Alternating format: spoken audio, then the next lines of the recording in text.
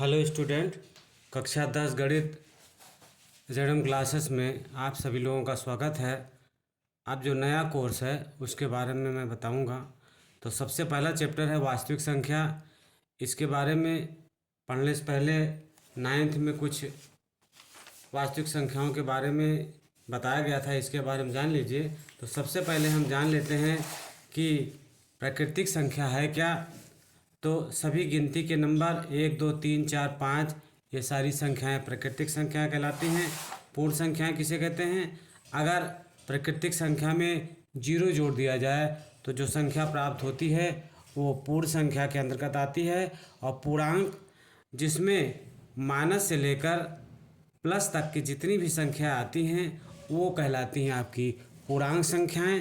धन पूर्णांक जो प्लस की संख्या होती है वो धन पूर्णांक कहलाती है। ऋण पूर्णांक किसे कहते हैं? जो माइनस की संख्या होती है उसको हम ऋण पूर्णांक कहते हैं। भाज्य संख्या किसे कहते हैं? ऐसी संख्या जिनका 3 गुणनखंड हो उसे भाज्य संख्या कहते हैं। यानी कम से कम उस संख्या का 3 गुणनखंड हो जाए, ऐसी संख्या को भाज्य संख्या कहते हैं। अभाज्य संख्याएं ऐसी संख्याएं जिनका गुणनखंड केवल 2 हो, यानी उसमें केवल 2 गुणनखंड, जैसे 2 का गुणनखंड हो जाएगा 2 गुणे 1, या 3 का गुणनखंड होगा 3 गुणे 1, ये कहलाती हैं अभाज्य संख्याएं। उसके बाद आती है सम संख्या। सम संख्या किसे कहते हैं? वो संख्या जो 2 से विभाजित हो जाती है उसे सम संख्या कहते हैं, जैसे 2 4 6 8 10। विषम संख्याएं वो संख्याएं जो 2 से विभाजित नहीं होती हैं उसे विषम संख्याएं कहते हैं, जैसे 1 3 5 7 9। तो स्टूडेंट्स, इसका आप फोटो ले लीजिए और इसके बारे में आगे थोड़ी सी और संख्याओं के बारे में हम बताएंगे वो क्या होती हैं। वो सबसे उसके बाद आती हैं सअभाज्य संख्याएं। 2 प्राकृतिक संख्याएं अभाज्य होना आवश्यक नहीं है, जिनका महत्तम समापवर्तक 1 हो सअभाज्य संख्याएं कहलाती हैं। 2 प्राकृतिक संख्याएं जिनका अभाज्य होना आवश्यक नहीं है, महत्तम समापवर्तक जिनका 1 हो वो सअभाज्य संख्याएं कहलाती हैं। जैसे 1 2 2 3 1 3 3 4 5 8 ये सअभाज्य संख्याएं हैं जिनके महत्तम समापवर्तक हमेशा 1 होता है। अभाज्य जुड़वा संख्याएं 2 अंतर वाली अभाज्य संख्याएं जुड़वा संख्याएं कहलाती हैं, जैसे 3 5 5 7 11 13 इत्यादि। परमेय संख्याएं कुछ संख्याएं p बटा q के रूप में लिखी जा सकती हैं, जिनका q शून्य न हो वो परमेय संख्याएं कहलाती हैं। शांत परमेय संख्याएं ऐसी संख्याएं जिनका शेषफल शून्य आता है उसे शांत परमेय संख्या कहलाते हैं, जैसे 1/2 3/5 4/25। अशांत आवर्त दशमलव संख्या ऐसी परमेय संख्या जिनका भाग देने पर भागफल का अंत नहीं होता है, अशांत आवर्त दशमलव संख्या कहलाती हैं। यानी उनके अंकों की पुनरावृत्ति होती है, वो कहलाती हैं अशांत दशमलव संख्याएं। इसका स्क्रीनशॉट ले लीजिए। उसके बाद आते हैं अपरमेय संख्याएं। कुछ ऐसी भी दशमलव संख्याएं होती हैं जो अशांत और अनावर्ती होती हैं, ऐसे दशमलव अपरमेय संख्याएं कहलाती हैं। जैसे उनका तो न मान पूरा निकलता है न अंकों की पुनरावृत्ति होती है, उनको हम कहते हैं अशांत दशमलव असंख्याएं। जैसे संख्या कहते हैं 1.3131, ये इस तरह से इनका ना तो कोई अंत होता है न अंकों की पुनरावृत्ति होती है, अपरमेय संख्या कहलाती है। पाई एक अपरमेय संख्या है। अब इसके बारे में हम पढ़ेंगे। इसके बाद आपका जो इस चैप्टर का सवाल है उसके बारे में हम देखेंगे। 1.1 हमारे यहाँ कोर्स में है, तो 1.1 कहते हैं निम्नलिखित संख्याओं को अभाज्य गुणनखंड के रूप में व्यक्त कीजिए। निम्नलिखित संख्याओं को, यह प्रश्नावली 1.1 है। प्रश्नावली 1.1 कहता है निम्नलिखित संख्याओं को अभाज्य गुणनखंडों के गुणनफल के रूप में व्यक्त कीजिए। अब पहला सवाल आपका देखिए, पहला सवाल है 140। 140 को अभाज्य गुणनखंड के रूप में हम किस तरह से व्यक्त करते हैं, इसको सबसे पहले हम देख लेते हैं 140 को। तो 140 को हम तोड़ लेते हैं। देखिए 140 है, ये 140 को तोड़ लीजिए। 140 को तोड़ लीजिए। यहाँ पर देखिए 2 सत्ते 14, 70 हो गया, और 2 35, 35 दूना 70 हो गया। फिर 2 से काट लीजिए, फिर 5 से काट लीजिए, 5 सत्ते 35, तो आ गया 35। तो 140 को क्या लिख सकते हैं, 140 बराबर हो जाएगा आपका 2 गुणे 2 गुणे 5 गुणे 7, यानी 2 पावर 2 गुणे 5 गुणे 7। तो ये अभाज्य गुणनखंड के रूप में हमने व्यक्त कर दिया। अब दूसरा देख लीजिए, दूसरा है 156।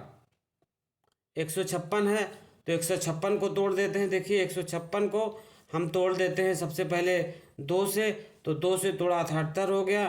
फिर 78 को 2 से कट कर देते हैं, 2 2 6, 2 9 18, 39 हो गया, और 13 3 39, 3 गुणे 3 हो गया। तो 156 को क्या लिख सकते हैं, 156 को लिख सकते हैं 2 गुणे 2 गुणे 3 गुणे 13, बड़ा हो जाएगा 2 पावर 2 गुणे 3 गुणे 13।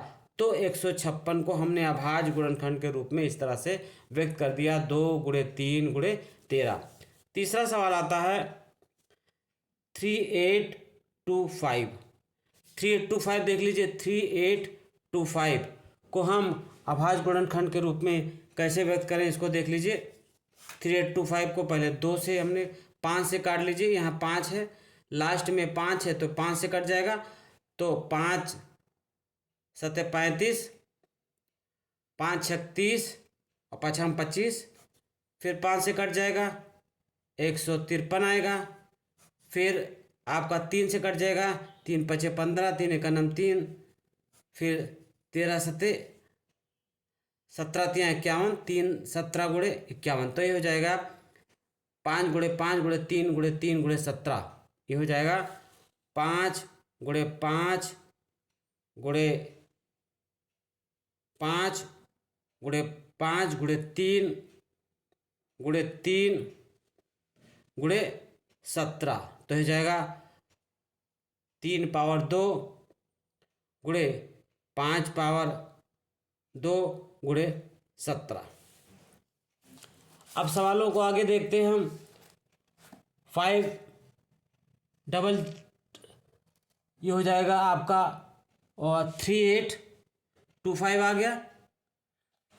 3825 के बाद 3825 का हमने इस तरह से कर दिया। 3825 का अब हमको निकालना है 5005 का।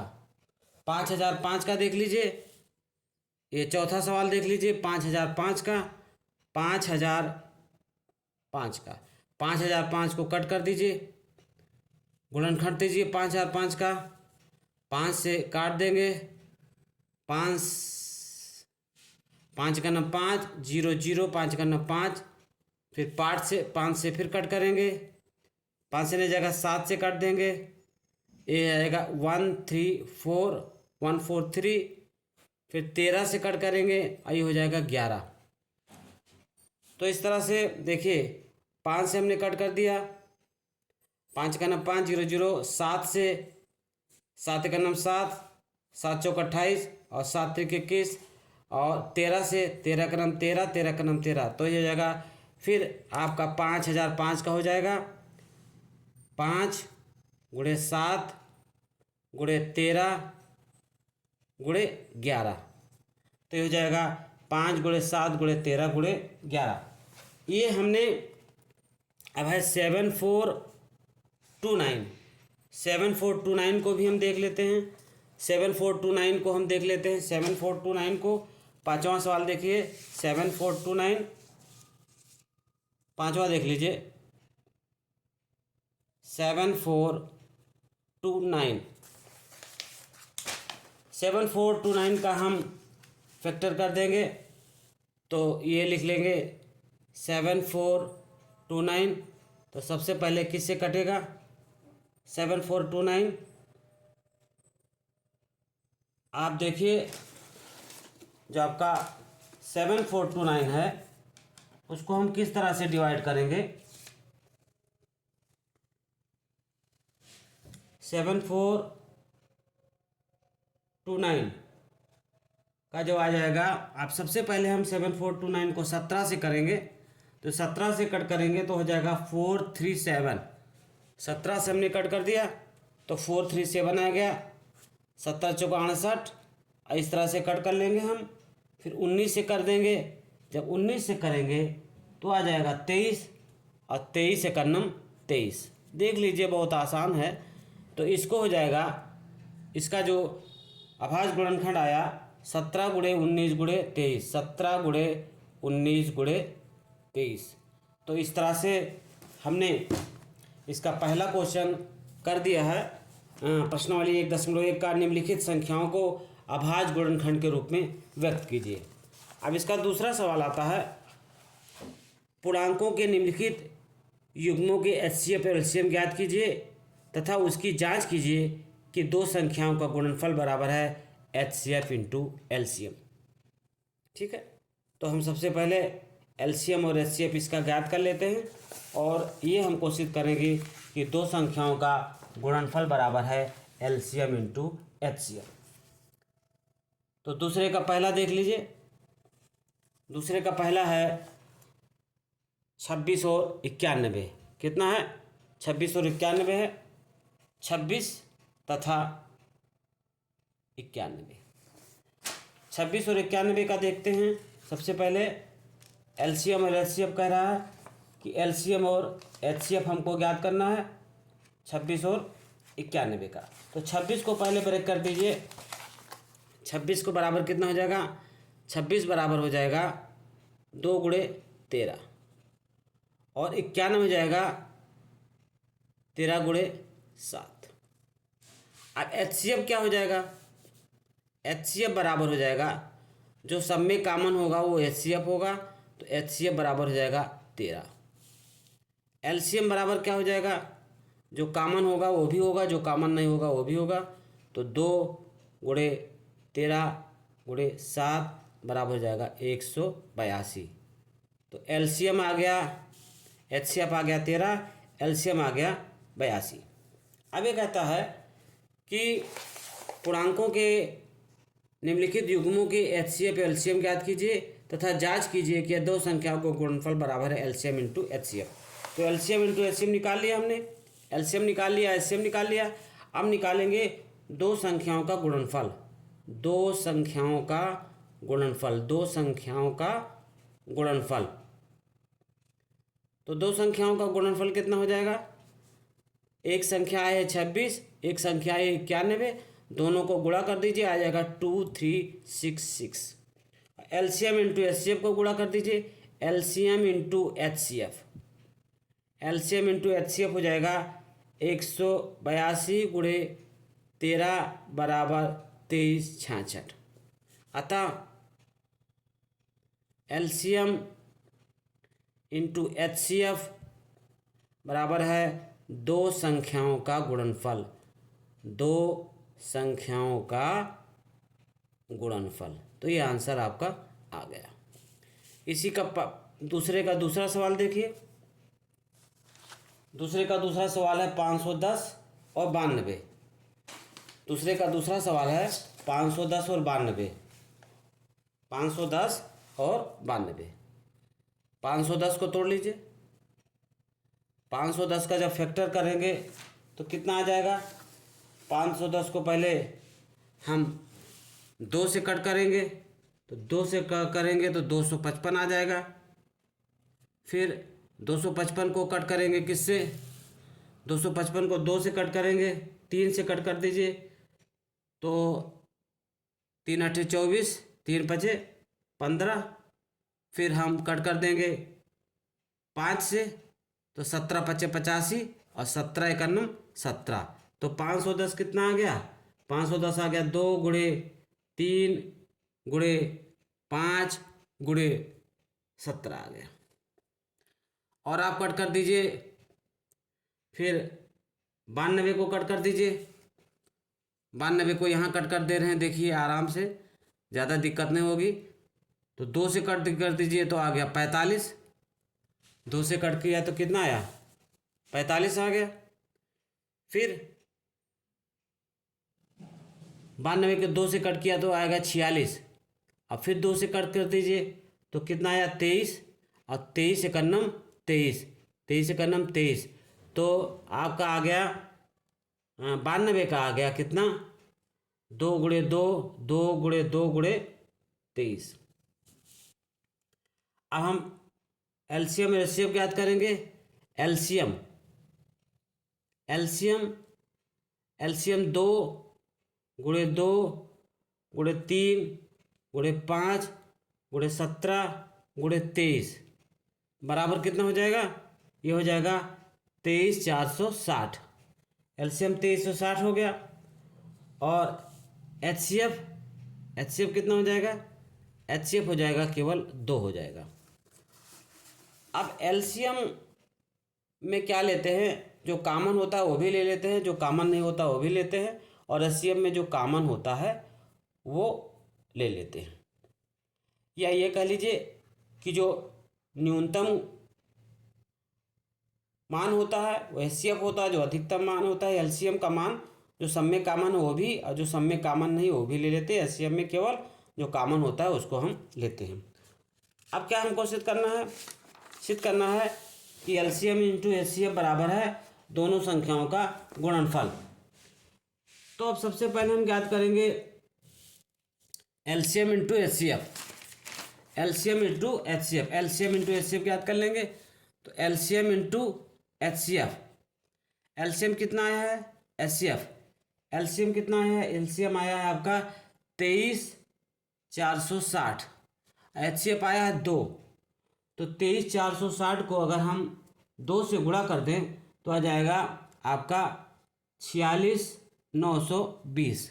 कितना आ गया, 46,920 आ गया। और संख्याओं का गुणनफल निकाल लीजिए, संख्याओं का गुणनफल, दोनों संख्याओं का गुणनफल, दोनों संख्याओं का गुणनफल, दोनों संख्याओं का गुणनफल, दोनों संख्याओं का गुणनफल बराबर कितना हो जाएगा। दोनों संख्याएं कौन कौन सी हैं, एक है 510, एक है 92, 510 × 92, इन दोनों संख्याओं को जब हम गुणा करते हैं तो आ जाता है 46,920। अतः LCM into HCF, LCM into HCF बराबर है दोनों संख्याओं का गुणनफल, दोनों संख्याओं का गुणनफल, दोनों संख्याओं का गुणनफल आ गया। एचसीएफ इंटू एलसीएम बराबर आ गया दोनों संख्याओं का गुणनफल। अब तीसरा आते हैं, तीसरा सवाल आते हैं 336 तथा 54। अब सबसे पहले 336 का निकाल लेते हैं, 336 और 54। तो 336 का सबसे पहले हम निकाल लेते हैं, फिर 54 का निकाल लेते हैं। तो 336 का निकालिए सबसे पहले, 336 का। अब 336 के लिए पहले 2 से काटेंगे, 2 एकनम 2, 2 छक 12, 2 अट्ठे 16, फिर 2 से काटेंगे, 2 अट्ठे 16, 2 चौक 8, फिर 2 से काट देंगे, 2 चौक 8, 2 दूनी 4, फिर 2 से काट देंगे, 2 दूनी 4, 2 एकनम 2 और 3 सते 21। ये हो गया आपका। अब 54 को काट देंगे, 54 देख लीजिए, 54 का हो जाएगा 2 दूनी 4, 2 सत्ते 14, फिर 3 से काटेंगे, 3 सत्ते 3, 3 अट्ठे 3 9 27, ये 9 बार जाएगा, फिर 3 त्रिका 9, 3 त्रिका 9, फिर 3 एकन्नम 3, ये हो जाएगा आपका। तो 336 का अभाज्य गुणनखंड हो जाएगा 2 × 2 × 2 × 2 × 3 × 7। और 54 का कितना हो जाएगा, 54 का हो जाएगा 2 × 3 × 3 × 3। एलसीएम एचसीएफ कितना हो जाएगा, एचसीएफ हो जाएगा इसका 2 × 3, यानी हो जाएगा एचसीएफ इसका 6 आ जाएगा, एचसीएफ आ जाएगा 6। एलसीएम कितना हो जाएगा, एलसीएम कितना हो जाएगा आपका 2 × 2 × 2 × 2 × 3 × 2 × 2 × 2 × 3 × 3 × 3 × 3 × 3, 2 कितनी बार है, 4 बार है, 3 3 बार है, एक वो है 7। देखो जो कॉमन होगा उसको भी लेंगे, जो कॉमन नहीं होगा उसको भी लेंगे। तो ये कितना टोटल आ जाएगा, इसको गुणा कर देंगे 3024। अब सत्यापन कैसे कर देंगे, सत्यापन देख लीजिए। सत्यापन कैसे कर देंगे, सत्यापन एलसीएम इंटू एचसीएम निकाल लीजिए, एलसीएम इंटू एचसीएफ निकाल लीजिए। एलसीएम इंटू एचसीएफ का मान कितना हो जाएगा, आप एलसीएम है 3024, अब आया 6 एचसीएफ का मान, तो 3024 इंटू 6 तो हो जाएगा 18144, 18144। एलसीएम इंटू एचसीएफ, दोनों संख्याओं का गुणनफल, दोनों संख्याओं का गुणनफल, दोनों संख्याओं का गुणनफल, दोनों संख्याओं का गुणनफल निकाल लीजिए। दोनों संख्याओं का गुणनफल कैसे निकाल लेंगे, 336 गुणे 54, 336 को 54 से गुणा कर देंगे, 18144 आ गया। अतः LCM into HCF, LCM into HCF बराबर होगा दोनों संख्याओं का गुणनफल, दोनों संख्याओं का गुणनफल। तो इस तरह से हमने पहले चैप्टर का प्रश्नावली 1.1 के कुछ हमने सवाल हल किए, 2 सवाल हल किए हैं। अगला सवाल मैं अगले के वीडियो में करूँगा, तो आप लोग इसका स्क्रीनशॉट ले लीजिए। चैनल को अधिक से अधिक सब्सक्राइब कीजिए और अपने साथियों को इसका लिंक भेजिए, जिससे ज़्यादा से ज़्यादा बच्चे इसका लाभ उठा सके। धन्यवाद।